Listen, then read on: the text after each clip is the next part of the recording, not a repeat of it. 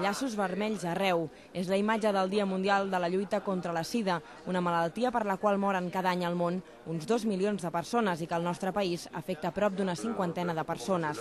En total són 47 els casos detectats, 3 dels quals es van diagnosticar l'any passat. Només un però té la malaltia, la resta són només portadors del virus. La taxa d'incidència és, doncs, de 3 casos i mig per cada 100.000 habitants.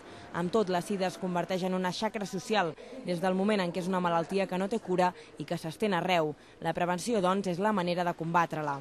Un dia com el d'avui serveix, per tant, per informar i educar els més petits. El virus del VIH es transmet mitjançant l'intercanvi de fluids corporals, en particular la sang i les secrecions genitals. Dels casos que hi ha a Andorra, un 70% són homes de mitjana edat. La majoria s'han contagiat per transmissió heterosexual, mentre que el segon factor de risc de contagi són les drogues. D'altra banda, el Ministeri anunciava ahir que estudia modificar el reglament de les proves mèdiques del Servei d'Immigració per tal de poder permetre l'entrada a persones que no ho poden fer perquè pateixen alguna malaltia com la sida.